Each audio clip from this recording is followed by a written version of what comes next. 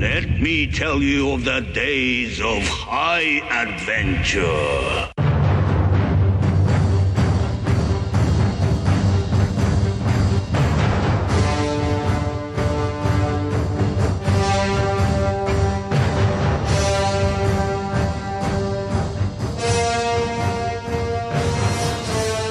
Hello, I'm Eric. And I'm Kevin. And this is 6 Degrees of Schwarzenegger, the podcast where we take a long, hard look at some of our favorite action movies from the era of Arnold.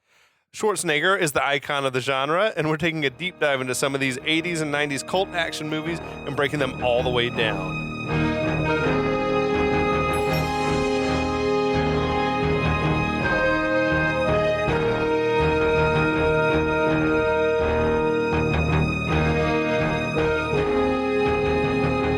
Tonight is a favorite of mine. I had watched this many times when I was a kid. Yes. So this is a newer viewing for me. Somehow it was a blind spot for me. Before we get, I'm sure you have read the name of the podcast episode you're listening to, but we're here to talk about Red Dawn. Red Dawn, the 1984 edition, not the more current one. And somehow I remember there being commercials for this on constantly. Yeah, my memories. I didn't watch it. I somehow didn't watch it. This and Roadhouse both. I didn't. Maybe it was a Swayze aversion to Swayze, and I've still never seen Dirty Dancing. You've never seen Dirty Dancing? No. Wow. Should I mean, well, it's the love story that didn't materialize in Red Dawn, and we'll get to that. It's basically the unofficial sequel of Red Dawn, in my opinion. So I'm excited to talk about it because it's a wild movie and an article of its time. Yes, it is absolutely a product of the era. So before we get into all that, I do want to say that Eric is over here drinking wine. It's a new day for the podcast. I don't know that anyone's ever drank wine on a recording session before. Well, I'm here for it. I'm glad that I am pioneering. What is it? This is a Columbia Crest Grand Estates Cabernet Sauvignon from 2016. Oh, it's not new. No, it's got a little age to it. It's got a little bit of age to it. It's from the Columbia River Valley up in Washington State. I love your former neck of the woods. Exactly. I love Washington wines. That is where the new Red Dawn is set, in Washington State. Oh, is it? I didn't know that. Which maybe makes more sense that they would start with the coast rather than start right smack dab in the middle of the country. And we'll get into the military strategy of this movie as we get into it for sure. But I am drinking a Lee W. Sinclair 4-grain bourbon. From Indiana, of all places, but they do a lot of bourbon distilling and whiskey distilling in Indiana, and it is tasty as fuck. It's that 4th grain that makes it good. It's the fourth one that does it. It's got some oats in it. I didn't hear. Was it a single malt or? No, I don't know exactly what malt means. I think it means type of grain. So this has got four different ones. Single malt, like all Scotch. Well, not all Scotches. They have blends and stuff. Yeah. Good Scotches are single malts. Right. Yeah, I don't know. Good Japanese whiskeys are single malt. For some reason, I thought it had something to do with how it aged, like it was in a single barrel or multiple barrels. But I don't know. Yeah, I'm not an expert. I'm more of a wine sommelier than a whiskey sommelier. Yeah, but unlike Eric's wine, this movie may not have aged that well. No. I don't know. It's fun to watch, but I feel like if you weren't alive in the 80s, then it might be like, I don't understand the hysteria, and like there was a time in this country that maybe this felt like a realistic plot or like something that could happen, some dystopian business. I agree. I feel like I tried to watch it from the perspective of me being 8 years old, and my dad wanting to show me this movie.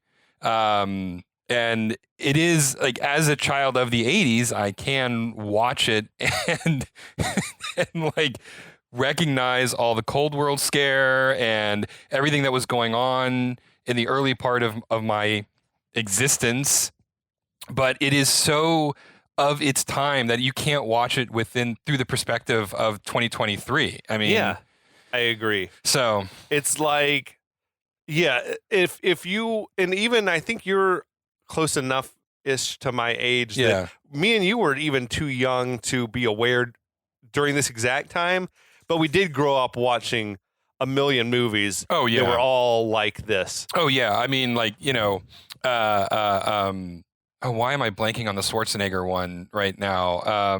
Red Heat? Red Heat, thank you. Yes. Which we haven't done on the podcast yet. So okay, we'll have to get to that one. Maybe to the list. But yeah, I mean, there's a million like commies are bad kind of movies. I mean, even after the Berlin Wall fell. Well, you had, I mean, to me, the weirdest and most, like the first one that comes to mind is Rocky IV. It's just like, what if he's a Russian? What if he's an evil Russian? Yeah. You know? Yeah. Yeah. Wild. And all of Bond's villains were they always got commies. real Cold War-ish. And Rambo 2 and 3 got like super. One of my personal favorites, we were just talking about War Games. Yeah. Also was like, just Red Scare stuff. But then even like I mean, Top Gun to an extent. I feel like there's probably like, I don't know who they're battling. It's like the generic, they had red stars on their helmets. Generic bad, probably commies. Yeah, exactly. Just the commies. It's always the commies. And no retreat, no surrender. Right. Like just Van Damme is a random Russian martial artist. It's like, what? Yeah. This is weird. Why is he Russian? So odd. There was it was just bizarre. Yeah. Right. But odd and times. so even though we were in our youth at the time, our entire movie going experience growing up was steeped in Cold War paranoia. For sure. And so, I mean, you know, all of these things ring really true to me as a child. And at the same time, I kind of chuckle about how unbelievably wrong it all ended up being. Well, I don't think we knew it at the time that like people in the Soviet Union were just living in complete poverty. Like at the time, you know, they had the propaganda machine going and it seemed like, you know, like they were a real threat. And when I think they were just always on the brink of collapse. Yeah, and then exactly. finally it happened. Yeah, and same with Cuba. Cuba is a major player in Red Dawn. One of the main characters is Cuban. But I do feel like after the Cuban Missile Crisis, like mid-'80s were just peak Cold War hysteria time. Yeah. The leadership of both countries, I feel like we're sort of fanning the flames for their own like political gain. Like Reagan, I think, was like, this is good for business if we just get people all psyched out. America refused to go to the Olympics in 1980 in Moscow over like the Afghanistan situation. So then in 84, the year the movie came out, the Russians were like, well, we're not coming to the Olympics in Los Angeles because it doesn't seem safe. You know, where we worry for our athletes' safety, which if you took a movie like this and look at it, like, I could see how they might be like, you know what? Yeah. They're sort of, Americans are kind of crazy. But this movie's probably like almost as intense of an example as you can think of like is like borderline propaganda. Oh yeah, absolutely. You know? But you know, as we'll see as we get through it, there's also this strange kind of anti-war subtext that somehow keeps creeping into it at key moments. Yeah. And it actually makes the viewing somewhat muddled in terms of what the emotional tenor of the film is supposed to be. Yeah, it fluctuates. It vacillates wildly. It oscillates wildly. And I think part of that has to do with the director. Yeah, but I think it was a perfect movie for its time and place.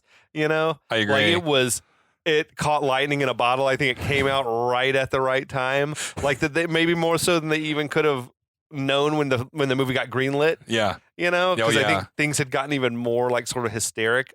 But as you mentioned the director before, so we'll go back, run through the people behind the scenes on this. So directed by John Milius, who people from the podcast know, also directed Conan the Barbarian, but he's more prolific as a writer.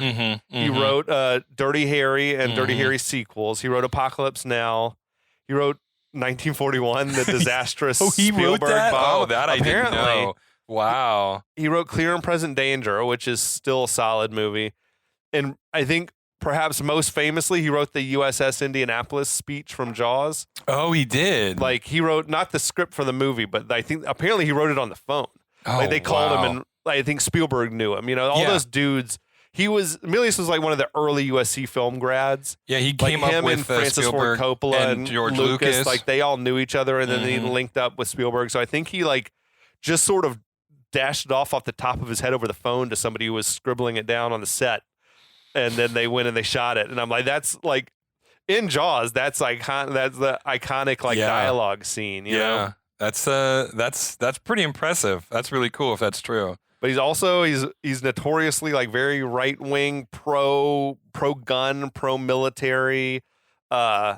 However, he never served in the military. No, but he apparently sits on the board of directors for the NRA. Yeah. It's to this day, even. He also, apparently, the character Walter in The Big Lebowski is based on Milius because the Coens were good friends of his as well. And you were telling me before he apparently walked around set at all times with a loaded pistol on him. Yes, that is what the internet says. That and is I want it to be true. insane behavior. Yeah, like the whole apparently every day on set he had a loaded gun Because you never know. You never know when the commies. You might have to kill the key grip, or the commies could actually invade. Right. I mean, you never know in the 80s. So it was written by Milius, but I think the original script was written by Kevin Reynolds, Who got a story by credit. So he definitely did the original script. I think he wrote it as he was super young, I think, and was like either fresh out of USC film school or maybe even still in film school. According to what I read, this was his first produced screenplay. Yeah. Yeah. And he went on to more fame maybe as a director. He directed Robin Hood, Prince of Thieves, and he directed Waterworld. So he hitched his wagon to Kevin Costner's star. Yeah. But yeah. Oh yeah, I got it here. He was a film school student. And John Milius said that his script was more like Lord of the Flies and had more of an anti-war sort of bent to it. And then Milius overhauled it into the hyper jingoistic thing that it became. Yes. And so then the movie had less than memorable music by Basil Polidoris, but he wrote some awesome like 80s action scores. He did RoboCop and Conan and Hunt for Red October. Wow. He has a good like sort of his music's always very intense and militaristic, I suppose. Yeah, I'm definitely the right pick for it, but the music was definitely not the most memorable aspect of this movie. Yeah. And very then ambient. No, it was just like, oh, okay, I feel like whatever was playing on the opening credits was pretty good. Yeah. And then I don't remember any music for the whole rest of the movie, really. Right. I mean, I will say that the opening credits music was it felt like it was in a major key, and so it had like sort of a brightness to it that felt in weird juxtaposition for the tone of the movie. A cheerful military march. Yeah, it was like almost John Philip Sousa-ish. Yeah. But what this movie really has going for it is the cast. Oh my god! I feel like it was like launched a bunch of amazing careers. Had super young Patrick Swayze. Mm-hmm. There is Jed. Charlie Sheen is Matt. Yeah. So and they're brothers, like these two like really big names that came in. They're just like kids in this one. And I somehow read somewhere that like they wanted Emilio Estevez to play Jed. I had heard that, yeah. Which would have. I'm like, oh no, this is perfect for Swayze because he's got that like knack, that leadership thing about him. Yeah. And the first movie ever apparently for Charlie Sheen. Oh wow. Although I haven't watched it yet. Have you seen Grizzly 2? No, yet? I have not seen Grizzly that they 2. made, and then it sat on, I think it was made in 82 or 83 and sat on the shelf for like 40 years because they never finished post-production. Oh, wow. And some studio bought it within the last few years and finished it and put it out. It like stars young George Clooney and like obviously Charlie Sheen would have been like probably a teenager or whatever. Yeah. I'm like, but it's like a grizzly bear terrorizing like a music festival. Oh, and I'm like, I need to fucking see this shit. I need to see that too. I think it's on streaming only, but I'm gonna need to make a point to watch it. So and it was a sequel. It was a sequel to Grizzly, which was like a Jaws knockoff. Oh, okay. Of like an animal attack movie that which became was the like, big rage after Jaws. Mm-hmm. But yeah, and the first one I remember loving it when I was like a little kid, and I rewatched it recently, and I'm just like, oh yeah, this is Jaws. It's like an animal, and how do we stop it, and whatever. But it was a perfect formula. I mean, I've seen so many of those like creature goes rogue and kills everybody movies. Yeah. C. Thomas Howell as Robert, who we know from E.T. I think was his first like breakthrough thing, and then he got the coveted role of Pony Boy in The Outsiders, which was one of my favorite ever movies to watch when I was like little. I was watching that all the time. And what else? Oh, and then he did Soul Man, which crushed the career. That was a hard choice. That was a hard choice to make. I don't know who sold him, who advised him to do that. Oof, man. That's mean, rough. my memory of that movie was it's like when it came out, going, why did they make this movie? This seems incredibly inappropriate. All I know from it would have been from probably like VH1's I Love the 80s or whatever. And they're like, how the fuck did this happen? Who allowed this to happen? But I think what I know of it is that C. Thomas Howell pretends to be black to get into either an all black school or maybe to get like a what do you call it? Affirmative action scholarship or something weird. Something in very poor taste. Yeah, I don't remember the specifics anymore. The only thing I remember of that movie at this point is like he was in blackface. He is in full blackface. The whole movie. Unironically. Yeah. It's just a terrible idea. A lot. Terrible it's idea. a lot. Who else? Well, we got Leah Thompson and Jennifer Grey, two luminaries of 80s movies. Yes. Leah Thompson, Marty McFly's mom. Marty McFly, absolutely, absolutely. She was also in Jaws 3. She was. Which I loved. Oh, wow. And Howard the Duck is Howard a famously, favorite. Yeah, oh, Howard the Duck is a great one. I haven't seen that in a long time, and I really want to watch it again. Yeah, okay. Anyway. I had a big Jennifer Grey crush, especially on her as Ferris Bueller's sister. Oh, that's Ferris right. Bueller's Day yeah. Off. But then obviously like her big role of a lifetime was in Dirty Dancing opposite Patrick Swayze. We had Darren Dalton also playing the character Daryl, who was like the main bad like Soch in The Outsiders. Dude, and then filling out the cast was a guy named Brad Savage as Danny, who I never have seen in anything else. I think this almost was like maybe the last thing or one of the last things he ever did as an actor. And then a dude named Doug Toby played Arturo / Aardvark. Yeah. And this was the peak of his career as well. So we've never really done this on the podcast before, but for this movie, they say the characters' names so rarely that on anyone who you're like, well, that's Patrick Swayze. I couldn't tell you what his character's name. Like, we're going to call some of the characters by the actor names, unless they're an actor who we don't know who they are. Right, exactly. Well, the other thing too is that the character names, like, all of a sudden towards the end of the movie, they'll call them by a nickname that we have up to this point never or rarely have heard. Yeah, right. Like, oh, who is this character who just died? Oh, okay. But yeah, I'm ready. Are you ready to get down into it? I'm ready to get into it. This is a crazy one. Well, the movie opens with a little bit of context for why the commies are invading America, and it says, amongst other things, that the Soviet Union suffers the worst harvest in 55 years. Okay. There's labor and food riots in Poland. Cuba and Nicaragua, they grow their troop size to over 500,000 people, which then results in El Salvador and Honduras falling under communist might. Okay. Then the Green Party gains control of the West German parliament and forces all nuclear weapons removed from European soil because it's that easy, apparently. And then Mexico is plunged into revolution somehow. It doesn't explain how. NATO disappears, again, for reasons we don't ever hear about. But then it ends with the United States stands alone. Bum, bum, ominous words. So we're setting the scene. Then ominous orange text over black screen fades, and we cut to clouds. Yeah.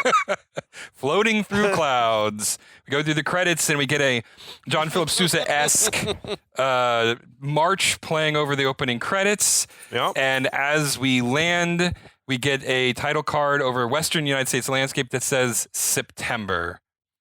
I'm not sure that it's ever made clear in the movie, but apparently it's supposed to be set in 1989. Yes, I read that. Some years after, so it's a couple years from now sort of situation. It's a near future kind of. Future. Yeah, and they don't ever say it's as far they never as say I that, remember. though, No, right? No. But I read that. Yeah. So did you, so that's true. It is. Additionally, they never really do a good job of establishing exactly where they are, but they're in a small mountain town in Colorado called Calumet. Did you look up Calumet? I did. It is a ghost town. It's dead. It did used to be a town, real Calumet. Yeah. It doesn't quite jibe with some other things that happen later in the movie as far as like landmarks that they show. It's in the southern part of the state, like near New Mexico, which is where the movie actually was filmed. And interestingly, in the original script, the movie was set in Calumet, Michigan, not Colorado. I didn't see that. And they moved it to Colorado because of some of the changes to the strategy. The Soviet Union strategy made more sense for the movie to take place there than it did in Michigan. I like the landscape. Yeah, I think the landscape and all that, the scenery is a strong suit for this movie. I agree. And the fact it works. It's more rugged. Oh, yeah, absolutely. And setting it in winter, too. Yeah. Makes it just really, really makes the survival aspect of it feel a lot more genuine. Right? Yeah, for sure. But after we've established that we're sort of in the rocky parts of the Western United States, then we cut to a statue of Teddy Roosevelt I'm sure was a Milius idol. Oh, I'm sure. A How could he hard man. not? Yes, exactly. And one of his famous quotes, "Far better it is to dare mighty things than to take rank with those poor, timid spirits who know neither victory nor defeats." I was trying to find like the origin of that quote, and it seems like he's either said that, some version of that a lot. Yeah. Maybe it was like a campaign trail speech I'm or something like certain that. that it was. Because I couldn't, I saw like 5 different versions of this, but it's, just generic tough guy talk. Yeah, and it could also just be absolutely apocryphal too, right? Yeah. Any sort of tough guy talk from that era kind of gets attributed to Teddy Roosevelt a lot of the times. Anyway, we cut to Jed. Patrick Swayze's character is driving his pickup truck, his Chevy 4x4, of course. That shit was sweet. It's dude. a I great like truck. that truck. It's a cool looking truck, man. I know. I was thinking the same thing. But their buddy, or rather his brother, Charlie Sheen, Matt, who you'll probably never hear his name again, so we'll just call him Charlie, and another kid, Arturo, who's played by Doug Toby. Yeah. They show up in front of the school, and they're making fun of the losing game. Was it that they lost the game? They just had lost a football game or something like that. He's teasing him about losing. And you think that this is like some throwaway, just brotherly teasing thing, except that if you look at the scoreboard, it says Wolverines on the scoreboard, which comes into play importantly later, the right? Calumet High Wolverines. That's right. Calumet High And Wolverines. that would make more sense for Michigan, too. When they were supposed to be Michigan based, because they were the Wolverines is I think a more common animal. I'm Michigan. I'm not familiar with college Wolverines mascot or whatever. But how old? So I want to talk about how Charlie Sheen is then at youngest a senior in high school. I've got to believe How old are we supposed to think? How old do you reckon Swayze is? His character. I would assume at this point he's probably 3 years out of high school. Is the way I took it. I thought somewhere like 20 to 22 or something like that. Somewhere like that. Apparently, dude, Swayze the man was 32. Really? That dude looked good, man. Wow, he was like whatever 32. he was living life right. Yeah. So he was, but I agree with you. I think he was meant to be more like 22. Yeah. Like that. That's crazy. So, oh wow, that blows my mind. I had no idea. If I had to guess how old he was, I would have said maybe 25 or 27 at the oldest. So good for him. Yeah, man. good for him, man. He was Keeping living it together. Clean life. So after we get some brotherly playfulness, we cut to history class where they're talking about none other than Genghis Khan and how he defeated all of his foes. Yeah. And by the unforgettable Frank McRae, who's a character actor. I love that dude. He was like the hard ass in 48 Hours, their hard ass boss. Yep. And then he played like a caricature of that same character in The Last Action Hero. Yep, he sure did. I love that. He was also Rocky's boss in the meat packing plant in Rocky 2. He's just like this constantly great kind of gruff character actor who is the classic sort of like, I know that face. I've seen him in a million movies, but I don't know his name. I don't know that I've ever seen him not screaming before, you know? Like, right. That's usually his thing, is like he's just real loud. Is that his real voice too? Because his accent felt different than what I'm used to, but maybe it's because I've never heard him do anything but yelling. Yeah. and sadly passed away in 2021, I saw. So rest in peace to you, Frank McRae. But so this is conveniently enough. Charlie Sheen and Arturo is in class with Daryl. And at this point, though, we start hearing the ominous sounds of airplanes flying overhead, though we never do see the airplanes. Yeah. But what's important, though, is that teacher Frank McRae trails off as we start seeing paratroopers land right outside of their high school window. I don't think in my high school we never learned about like Mongol tactics. No, it was a little bit on the nose in my mind. I feel like the teacher is just going off book, because we had like world history, but it never got into. We might have touched on Genghis Khan. Yeah, but I don't think it was ever like, now how though did he annihilate his enemies or like hunt or whatever. I'm like, oh, okay, yeah. We got a feeling they're gonna make use of their lessons that they learned. Interestingly, and maybe this is apocryphal, but I also read that the first image we see of Genghis Khan is actually a caricature of Milius. Oh, really? Yeah. Someone on the cast drew him up as Genghis Khan, and they used that in I love this open though. Like, just to get right down to business. Oh yeah, there's no time wasting. Because right? I mean, if something like this were to happen, you know, it just happens. You're not ready for it. It's not like let's set the stage a little more or like whatever. It's like, no, it's just like unceremoniously it happens, totally unexpected. So I dig it. I agree, and they also do a good job. I mean, we can say a lot about the script, and we'll get to it as we get on, but one thing I do like is in the down moments, they do a lot of backfill explaining where these characters came from. Mm-hmm.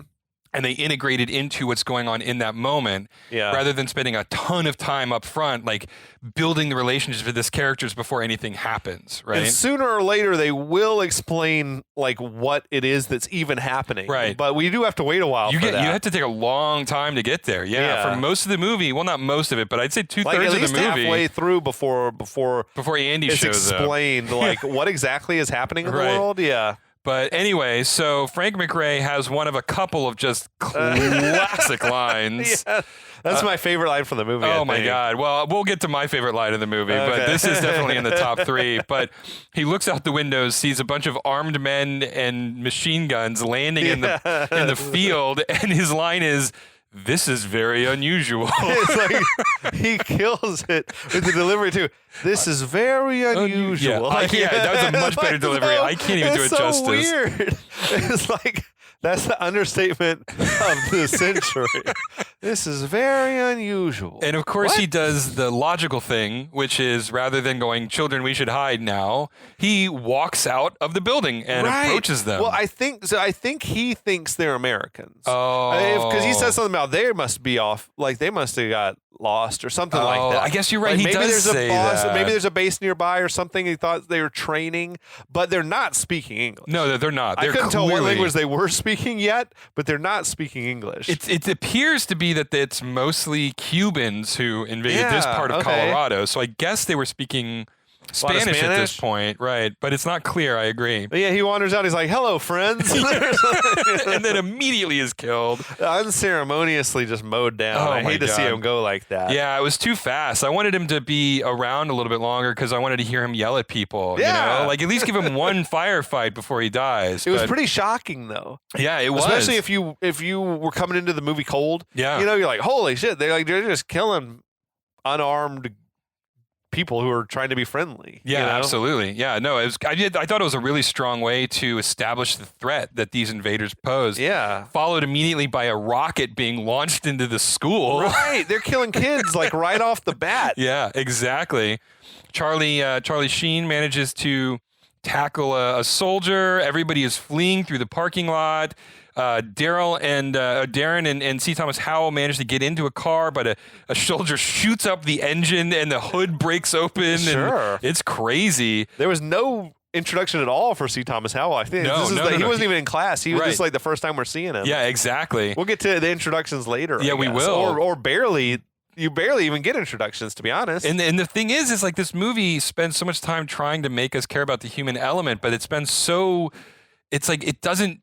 I mean, it does backfill a little bit, but they don't ever even say the characters' names that often, right? Yeah, so it's just really, yeah. I guess there's just so few characters they almost don't need names, right? But still, it's just exactly. It's just different. Yeah. It's out of the ordinary. So anyway, Swayze sees all the shit going on, and he turns around, comes back to the school. Bunch of kids jump in the truck as they flee away from the school. Commies are shooting everybody, killing kids left and right. And we say the word commie, it's just an easy way to categorize, lump them all in together. They're exactly. Commies. Yeah, exactly. We don't mean it like necessarily communism is by nature evil. These guys are just the evil type of commies. We're 80s kids who grew up being told constantly that the commies were an unapologetic evil who were taking over the world. And so when we say commies here, we mean it in the 80s action movie sense. Right. But yeah, it's basically every man for himself. Whoever can jump in the back of the truck is like coming with us. Absolutely. And then another rocket flies into the school bus and another explosion. Yeah. It blows my mind. Explosions in this movie too. So many. All practical. Yeah. Like explosions, like all full size. I don't even think they were used models. Nope. No models. That's what I read too. Yeah. Everything was done at scale with stunt people. That shit's expensive. Yeah. It was. I mean, I can't imagine. I feel like half the budget must have been blown just on the explosions, because there's a lot of explosions in this movie. For sure. A lot. Anyway, so the last person, Danny, who's played by Brad Savage, jumps into the truck, and that's the last scene we see from the school. Yes. And then we cut to more paratroopers dropping in the Calumet, and we get this amazing NRA bumper sticker that says, "They can have my gun when they pry it from my cold, dead fingers."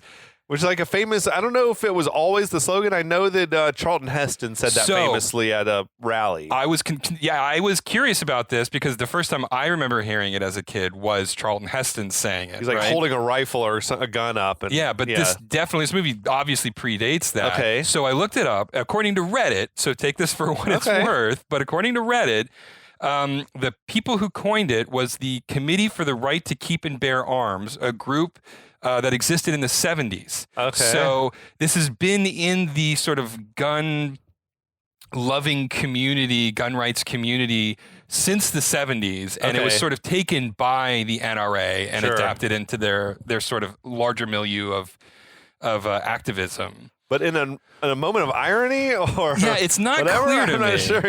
Yeah, so as the camera pans down from the bumper sticker, there's a dead guy with a pistol covered in blood, just inches from his hand. Yeah. Right? Oh no, I think it was in it. He was holding. Was the it gun still in his hand? It was still in Okay. his cold dead fingers. It was, yeah. And so it's like the question is this an ironic bumper sticker? Because a soldier comes by and like pries it from his hands. From his hands, and that's then it's right. like when I was watching it, I'm like, oh. This is like showing how futile it is. Like, yeah, you had your gun, and a lot of good it did you against like an actual army. Again, you know? But I think it was more like Milius being like, no, he went down fighting like a real patriot, you know, that's type exactly. of shit. The commie did have to pry it from his cold dead hand, right? Yeah. I know that was my take too when I first watched it, was like, oh wow, strong kind of anti-gun futility stance here, but then when you do a little research on the director, you're like, this is the guy who wrote Dirty Harry. He loves it. Like, go ahead, make my day, punk, and all that type of stuff. Did I fire 5 rounds or 6 or anyway? So that transitions to Patrick Swayze speeding into town, and a soldier tries to get them to stop. That was weird to me. Yeah, like really, you're killing people right and left. You think anyone's going to stop for you? Yeah. I thought it was also weird. There's like barbed wire fencing up everywhere already, and I'm like, wait a second. They just we're 5 minutes or less into this thing. I will tell you that this movie plays fast and loose with time. I mean, there's a couple of things I'll bring up later on where it's like I'm a little confused right now, but yeah, I was taken aback by how quickly the barbed wire shows up. Were they just chucking barbed wire, like bales of barbed wire out of the planes? I guess so. Just like get him down there as fast as possible. But we do see Arturo's father being taken. Arturo! Yeah. And who's like, oh wow, Arturo he's a Hispanic, and it makes perfect sense. And his father's being taken hostage. I thought it was actually kind of a poignant moment. I mean, the kid sells it. Like his dad is being taken captive, and he actually is like tries to climb out of the truck and everything. I couldn't tell if he got killed in that moment or just captured or what, but I can appreciate that. Like, there's just a whole lot going on. It's hard to keep track of what's going on, but I feel like we're in the same boat as the characters where we don't have a clue what's going on. Right. And like, it's just the fog of war, and who's dead and who's alive and what's even happening. So, I'll roll with it. Yeah. Again, I mean, a really strong start. I mean, in my notes, I'm like, oh wow, they are getting started fast, and I am here for it, But anyway, so they make it out of town, and then we cut to the truck filled with all these kids pulling up in front of a general store as we hear jet fighters flying overhead, presumably. Is it Americans scrambling? Or it wasn't clear to me. Guys? Yeah, that's what I was going to ask you. Is this Americans jets scrambling, or do you think it's more bad guys coming in? I feel like it would need to be the Americans, because I don't know that the Soviets. I think that's outside of a fighter jet's range to be over Colorado. From Russia. Yeah, and I don't think that the Cubans and Nicaraguans had an air force. Well, I mean, with 500,000 people strong as represented. And Russia could have had jets in Mexico, standing by at the border or whatever. Exactly. So, yeah, because we find out later that the revolution in Mexico, which is alluded to in the intro crawl, was fomented by all the communist nations. For sure. Right? For sure. Yeah. Anyway, so my read is that it was an American. That's the way I took jet. it too. Yeah. Yeah. But a lot of good you can do, really. I mean, all you're really doing probably is gathering information, or trying to shoot down the planes that dropped the paratroopers. Exactly. But they're not going to help any of the skirmishes on the ground. Yeah, exactly. Anyway, the gas station's owned by C. Thomas Howell's dad.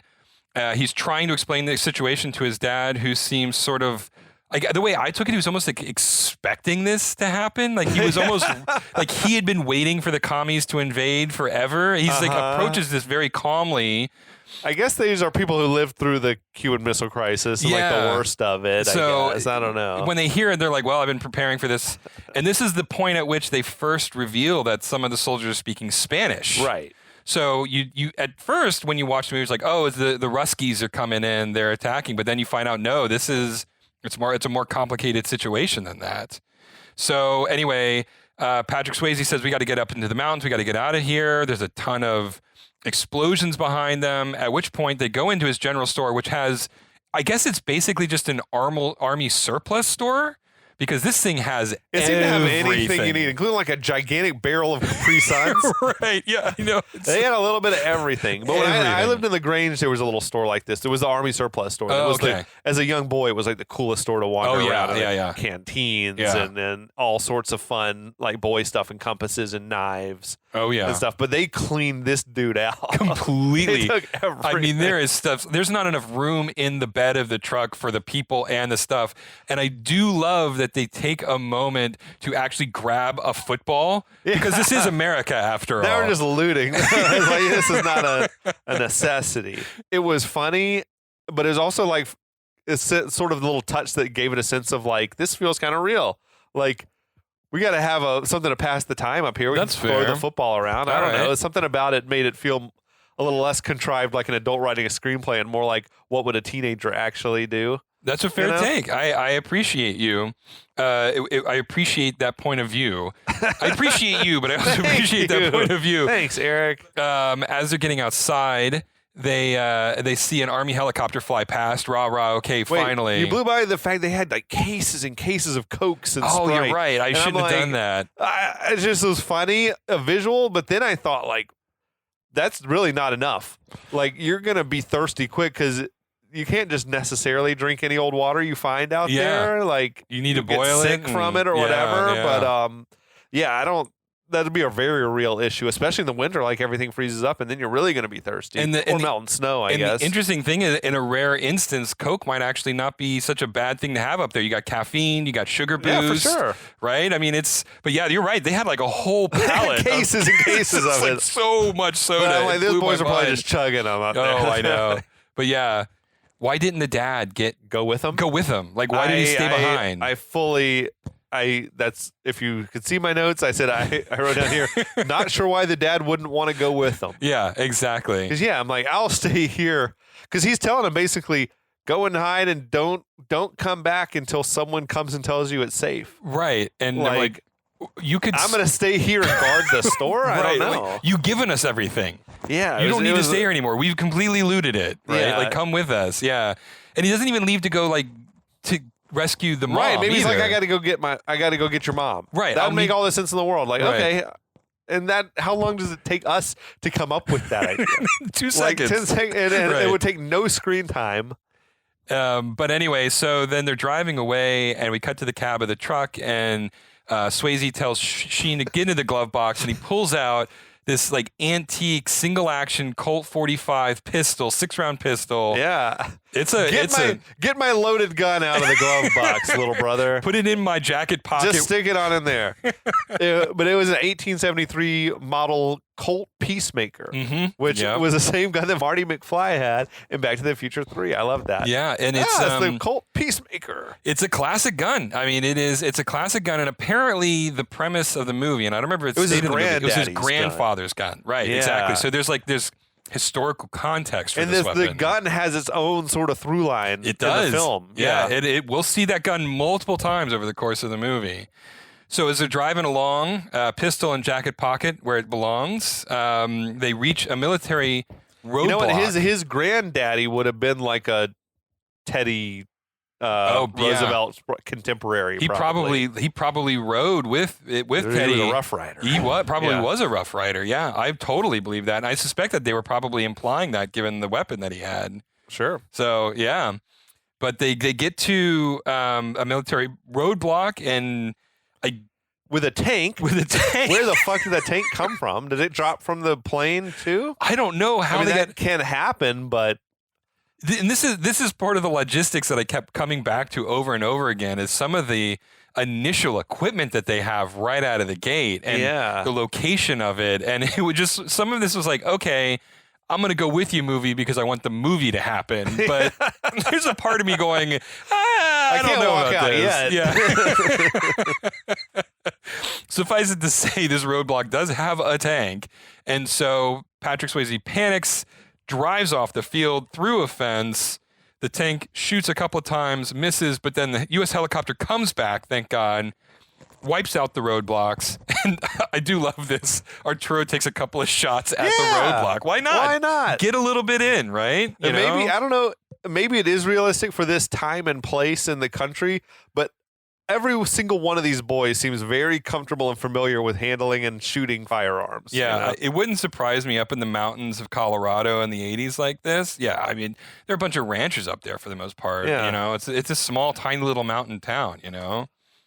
But I do, this next scene I love is somehow it's not explained, but it's very weird. Maybe a stray bullet hit the radiator. That's what I thought probably happened. I agree. It just seems like, but he's patched it up. Yeah, because that's a thing you can do. Right. You just have the tools on hand. Although in the very beginning he said, "I'm going to the shop," and I thought maybe he's a mechanic. Maybe he is. But he could have then. Shouldn't he have said, "I'm going to the body shop or whatever. I'm going to the I don't know." But I'm gonna give the movie credit and say that he said he was working at a shop. It's a car shop, and he knows how to fix this. And so we can believe it. Suffice it to say, the radiator is fixed, but where are we going to get water? And I love this. I love this bit. Charlie Sheen suggests that they can piss in the radiator as a surrogate to water, and Patrick Swayze's like, "Shit, that's gonna work. That's a good idea. That's a good idea." And he tells Tanny to piss in the radiator with a loaded weapon in hand. He's like, "Get up there and piss in that radiator, kid." And I know you may or may not need to piss, but get up there and start pissing. Well, he clearly did because he does. But the line that I love is, and this is another one of my favorite lines. When you grow up, you'll know these things, Danny. Now piss in the radiator. What's also weird is that is a small target to hit. He's standing on the bumper of the truck. I'm like, I feel like you would just if you're doing it, you're going to piss in a jug, and then you pour the jug into the radiator.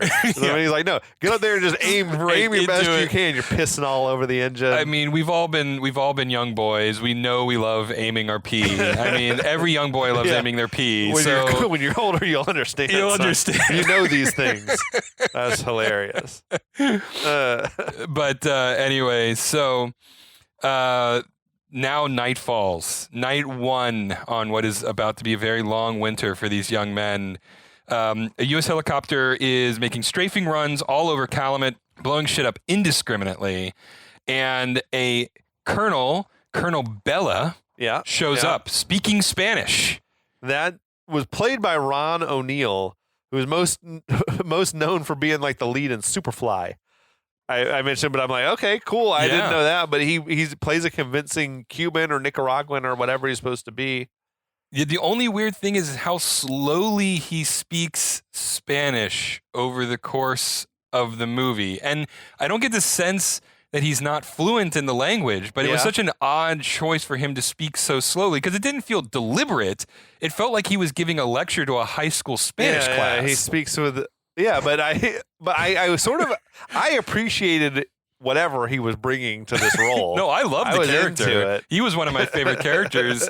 Although it was weird to keep jumping back to his perspective. And I think, again, it's an artifact of what the original script was before Milius showed up. Yeah, probably leftover remnants. Right, exactly. But anyway, he's explaining to one of his subordinates how to repel U.S. tanks. And there's actually also a Rusky here. There is a Russian here doing intelligence. And we talked about this maybe while we were recording, or maybe the drinks already kicked in. I can't remember if it was before. But there's a whole lot happening in this small town that doesn't seem to have any strategic significance. Right, exactly. Right? Yeah. I feel like you could have said, it could have been that there's a missile silo nearby or some valuable airstrip or railroad lines or something, but it's not mention. I don't know they ever really give a mention. There's a throwaway line later that will come up that we can dwell on at that point. We can but for now, about. we're like, this seems like the most podunk of podunk towns. Like, why And they Calumet? dropped like 100 troops on it. I know. Like, it doesn't matter. Calumet can do what they want. You know what I mean? Like, we could take bigger cities. And this is just the first wave. I mean, as we get into farther into the movie, I mean, the amount of military might that descends on Calumet, Colorado is intense. Yes. Send in another five more brigades or whatever. Yeah. We need 10 battalions in Calumet. Yes. Anyway, so Bella tells the intelligence soldier to go to the sporting goods store, which apparently has a record of all the registered firearms in Calumet. How the fuck would he know that shit? And like, also, how could he possibly know that? He like knew what file to look in. Right, I know. And stuff. I'm like, maybe they had like intelligence being gathered before the invasion, but shit. Also, famously, Americans are really reluctant to register their firearms. Yeah, right? that's also true. So I when I heard that line, I'm like, good for you. Like that's a thoughtful thing that you would do in a country that is responsible about their firearms. But in the United States, no one pays attention to that unless they don't have any other choice. So I wonder, honestly, how effective it actually was. But suffice it to say, we cut back to the mountains. And all the boys are in camp, and it's a terrifying time. I mean, understandably, they are freaked out. And Darren, he reckons that they're not going to last long up in the mountains with the limited surprises, and so he proposes that they should surrender. That was weird to me. That comment like warrants a fucking slap in the mouth. Yeah, like, I as student totally body agree. president, I put forward a motion that we should just go collaborate with the commies. But this is interesting. It is, whether intentionally or not, it is a bit of foreshadowing for later in the movie. True. So I mean, there is precedent for what he's doing. But Swayze doesn't brook any of that. It says, hell no, we're not surrendering. Not and trying to anybody hear who that wants shit. to. But he's got a point. It's too dangerous to like just go wandering back into town. We've seen them just killing people. Yeah, just indiscriminately. Yeah. So, but Daryl comes back and says, this isn't the big game, and calls him Mr. Quarterback. And then he's like, he's calling him a jock, I think. Yeah, he calls him a This jock. is bizarre. Yeah. But he chucks a can of soup or something in him, or a can of soda. Yeah, some sort of, I think it was a can of soup, actually, yeah. Then he takes a weak swing. Yeah, it's a really pitiful swing, which Swayze easily deflects. He quickly kicked his ass. I love it. I'm not like a big Swayze worshiper guy like a lot of people are, but you can't deny like his charisma and like he's got a natural sort of like a sense of authority about him. This was a great role for him. I thought he was fantastic in this movie. I mean, he was good with good reason, like one of the best parts of the movie, right? Yeah, for sure. I mean, sort of the strong person who's thrust into the role of leadership when he doesn't really want to be. Yeah, absolutely. I mean, he plays it perfect. Yeah. Anyway, he says, go on if you want to get out of here. And he says, it's World War III down there, and they are much safer staying put than if they went back down there, and their families would want them to be safe. This is probably true. Which is true. I mean, everything that he's saying is like, yeah, that's pretty legit. Anyway, so C. Thomas Howell and Charlie Sheen say that they're going to stay with Swayze because, of course. Yeah. Right? I was obsessed with C. Thomas Howell's hat. Oh, we got the Star Wars hat with the curled up brim on it. Like, dude. I loved that. And then it's got to be a shout out to his friend George Lucas, right? Oh, for sure. Yeah. I mean, there's no way that was not an absolute shout out to Lucas. What everyone was wearing seemed cool to me. Like, they all had the puffy jackets on and stuff like that. Like, I just love the mountain like style. In general, I totally did. I was thinking the same thing. I was like, I would have moved to Colorado just to have an excuse to wear that clothes. Wear that shit. Yeah. Anyway, so Swayze tells everybody to leave if you're going to leave. Now all of a sudden, no one wants to leave. Good. That's what we want to see. Right. Then it's like, say, okay, if you're staying, you just do what the fuck I say. Right. Which is like sort of like, so we're going to be having a dictatorship here, which is a strange. Like, I'm like, wait, now you've become, this authoritarian, like. Sometimes you have to abandon freedom to save freedom, Kevin. Sometimes you have to abandon freedom to save freedom. But in did this you read instance, the same thing I did that Milius did like most of the directing of the movie through Swayze? Like had told Swayze to tell the actors this and that to sort of keep him in like a leadership position or whatever. Yeah, I did with read the rest that. of the cast. And it appropriately, according to Swayze, it created tension between him and the rest of the cast. Okay. Which I mean, you can see that, you can feel that in the movie, right? Yeah. And so whether Milius did it because he was a lazy director or because he knew that would be what would be fostered. He's cleaning his gun. Right. I'm really drinking whiskey and cleaning my gun. That's right. He's like, you go tell him this. I got to clean my gun again.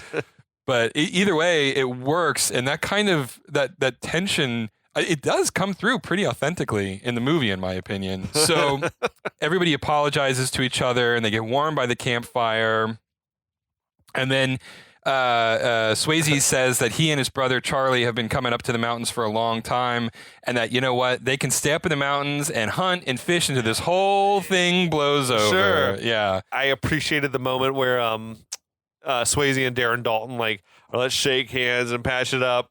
But I would have loved it if Swayze like hit him with the thumb to the eye, bam, like some dirty wrestling, Hadouken, choke slam his ass. That would have been great, just to like put him in his place a little bit, right? But, Tiger uppercut, Tiger. Fucking just crush his windpipe. Fucking Darren Dalton, you bitch. Poor Daryl gets his later in the movie. Yeah, though. he does. He gets a rough. He gets a rough. finish. Yeah. Okay, Anyway, so now it's October. Everybody's It'd settling. already be getting cold as hell out there. Oh my God, up in the mountains like that? For sure. And true to life, this movie was so cold. I mean, if you read some of the reports on the temperatures that they hit up there while they were filming this. Yeah, that's wild. Like fucking Milius was going for it. Yeah. He's like, no, we're going, and we're filming in winter. Yeah, kids. Apparently, I guess you had to though, otherwise the trees would be like full of leaves and stuff. Yeah, so if you want it to absolutely. look like winter, it's got to be winter. Especially because they were really filming in the wilderness up there. Yeah, you can't fake that. I mean, it was filmed on location in Las Vegas, New Mexico. Right, which is like the northern part, high altitude though, Yeah, like the high super desert. high altitude. Yeah. Yeah. And on the coldest day of shooting, it was negative 30 degrees Celsius. That's the shit I saw too. Which is unbelievably cold. Brutal. So they're settling into their survivalist life, and then C. Thomas Howell, he kills a deer, a big one with a rifle, who he gets such a good strike, the deer falls where it's shot, and so they show up, and Patrick Swayze immediately stops Thomas Howell, who's about to shoot it again. And he says, no. If you shoot again, they can spot our location. This is probably wise. Which is, yeah, right? that's not a bad advice. Like, shoot as rarely as you can, you know? Yeah. Also, I would think you got to conserve every bullet is also a good strategy. Absolutely. And Swayze says, anyway, whatever, it's dead already. And he kneels on the ground and slits the deer's throat. Yeah. So he immediately begins to field strip the deer. And then the Sheen and Swayze tell Thomas Howell, hey, since this is your first kill, you got to drink the blood to gain the spirit of the deer. Yeah, right. He's like, well, our daddy taught us we had to do it. And it turns into like a real, like, almost a spiritual moment. I mean, like, this isn't a prank. Like, they're taking this seriously. Yeah, he gathered him a little mug of blood. Yeah, and he downs it. I mean, he goes hard for it, right? Then I feel like in a thing where the editor just like fell asleep at the switch. Yeah, because he just keeps saying it wasn't so bad. That wasn't so bad. He's like, just keep giving us different deliveries. That wasn't so bad. That wasn't so bad. 3 times in a row he said it. Yeah. Anyway, so yeah, but it was, I don't know. For me, it actually kind of worked because it showed, because Thomas Howell's character does some of the biggest growth. He starts as like the youngest, and he becomes like one of the most cold-blooded in the movie. This was a movie, the only movie maybe of C. Thomas Howell's career that I've seen him in, where I'm like, oh, I can see why this kid was like pegged for being like, you're going to be a big star. Yeah. Because he gave a strong performance too. Yeah, he was really strong in it. And so the way I took that is like, that was sort of his transition from kid I'm a killer to now. warrior. Yeah, Exactly. So that's the way I interpreted it. But yeah, I also think that it was like Milius was like, just give us 3 versions of it, and then the editor forget to pick one. No, use them all. They were all fine. They were all good. But so they're back at camp, and they're opening the last of their Campbell's can of soup. 1 can of soup among 6 like young men is gonna not go very far. No, that is not going to go far at all. And he says that this is the only other canned food that they have other than olives. Why? Who grabbed all the olives? On the olives, exactly. That's what I was martinis thinking. up here. Someone's a big James Bond fan. But they bicker about the merits of the meat that they're killing by hunting, and I'm like, that was weird. That deer that they killed would have fed that entire group for a month. He's like, easily. yeah, because Charlie Sheen's like, we got plenty of meat, and then that dude Danny is like, only the stuff you shot. Right. And it's like, what? Yeah, that's the point, right? Yeah, exactly. Then dude is like, he was like, where do you think hamburgers come from? He's like, you don't shoot them. Oh, yeah. And it's like, I don't know what you think is going on, Danny, but yeah, I know. these animals aren't like going peacefully. It was an interesting commentary on the nature of how disconnected from our food Americans are. Yeah. This movie had all these little bits of like commentary that would sneak in every once in a while. And it wasn't clear to me if that was intentional or not. Anyway, so Darren Dalton, who plays Darryl, he suggests that they try to go back into town, see what the situation is, and... Which that's a fair point. It is, at some point. I can't believe it's been even a month already, or whatever it's been, and they haven't already snuck back down to try to get a read on what's happening in town. At the very least, they need to resupply, right? I mean... Yeah. But anyway, so Patrick Swayze agrees. Yeah. And... off they go. That's a good point to wrap it up. Yeah, I think so. Oh my gosh. The movie's awesome. Oh, I know. This is a fast and furious beginning, too. I loved it. Yeah. I love how quickly it got into it. It hits the ground running, this movie. Yeah, I agree. I mean, there's no point in just beating around the bush. Let's get to the invasion and let's see how it goes down. Yeah, so we'll be back next week, dear listeners, with more on Red Dawn. So from Kevin and Eric. Yeah, stay safe out there, and if any commies attack, 80s style commies, 80s style, make sure you got your single action Colt 45. And we'll be back.